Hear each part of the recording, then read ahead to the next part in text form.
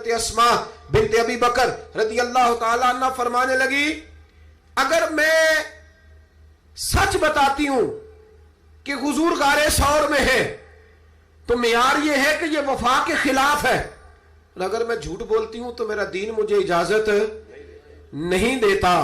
جناب اسما کھڑی ہے چوک میں، جوانوں یہ ہے جوانی، یہ ہے وقار کہ انسان اپنے کردار پر داغ نہ لگنے دے اور وہ معیار کے ساتھ میدان میں کھڑا رہے۔ فرماتی ہیں درجنوں لوگ تھے، میرے چہرے پہ نقاب تھا۔ ابو جہل نے پھر پوچھا بتاتی کیوں نہیں؟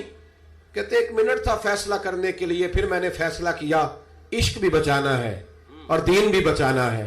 فرماتی ہے میں نے فوراً کہا، میں نے کہا ابو جہل سن، پھر اگر تو سوال سے باز نہیں آتا تو سن، میں صدیق کی بیٹی ہوں، جھوٹ نہیں بول سکتی، مجھے خبر ہے وہ دونوں کہاں ہیں، پر میں تمہیں بتاؤں گی نہیں۔ جا جتنی طاقت اور جرت ہے وہ لگا لے، پر میں تجھے بتاؤں گی میں تجھے خبر ہے۔ اقبال بولے، کہنے لگے جب عشق سکھاتا ہے آداب خود آگاہی، پھر کھلتے ہیں غلاموں پر اسرار شہنشاہی۔ اتنا بڑا جملہ کہہ دیا، یہ وہی ہے کہ قوت عشق سے ہر پست کو بالا کر دے، دہر میں اسم محمد سے اجالا کر دے۔ کہا مجھے پتہ ہے کہاں ہے، پر میں تمہیں بتاؤں گی نہیں۔ اب اتنے بڑے بازار میں اتنے بڑے چودھری کو، اتنے بڑے سیٹ کو لاجواب نہیں بتاتی میں؟ تو بزدل لوگ ہوتے ہیں، پھر جب دلیل ختم ہوتی ہے تو جھگڑا کرتے ہیں۔ ابو جہل نے ایک تھپڑ مارا۔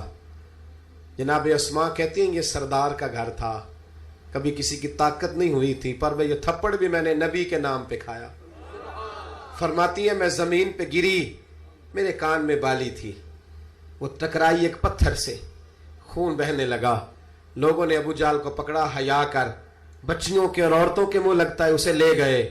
فرماتی ہے میں اسی طرح اٹھی، اٹھ کے میں نے چہرے پر پھر سے کپڑا لپیٹا، خون کو چھپایا اور پھر روٹی پکانے لگی۔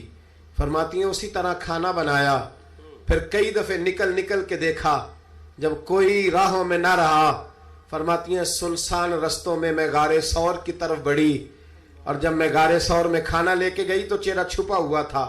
باپ تو باپ ہوتا ہے نا، بیٹی تو رات کو ٹیلی فون پہ صحیح بات نہ کرے تو باپ گھر آ کے کہتا ہے نیند نہیں آ رہی، لگتا ہے بیٹی کو سسرال میں کوئی تکلیف ہے، اور بیٹی منہ چھپا کے غار میں پہنچی تو جناب صدیق اکبر پریشان ہوئے، بیٹے کیا بات ہے، منہ کیوں چھپایا ہے، بتاؤ۔ کچھ نہیں ابا جی یہ دیکھیں آج کیا پکایا۔ کہ نہیں پتر بتا معاملہ کیا ہے، کیا بات ہے۔ جب 2-3 دفعہ جناب صدیق اکبر نے تشویش کے عالم میں پوچھا تو حضور علیہ السلام نے فرمایا، کریم فرمانے لگے اسما بتاتی کیوں نہیں، معاملہ کیا ہے؟ تو پھر جناب اسما رو پڑی، ایک واری میری آنکھیاں چوں اونا نے اتھرو پونجے سن، ہن چسکا پہ گیا رونے دا، ہر ویلے آہو زاری دا۔ جناب اسما رو پڑی، کہ کھولیے کپڑا بتائیے۔ فرماتی ہیں پھر سے کپڑا کھولا، خون پھر جاری ہونے لگا۔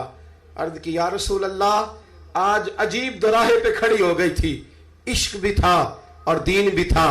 اگر میں بتاتی تھی کہ آپ کہاں ہیں تو عشق نہیں بچتا تھا، اور اگر نہیں بتاتی تھی تو جھوٹ تھا، پھر مجھے میدان میں ڈٹ کے سچ بولنا پڑا۔ آج میں نے سچ کے لیے یہ مار کھائی ہے، سچ کے لیے تھپڑ کھایا ہے، سچ کے لیے زمین پہ گری ہوں، اس لیے کہ میں صادق اور امین نبی کا کلمہ پڑھنے والی ہوں۔ میرے محبوب کریم نے جب یہ بات سنی تو حضور کی آنکھوں میں آنسو آئے، حضرت صدیق اکبر بھی روئے۔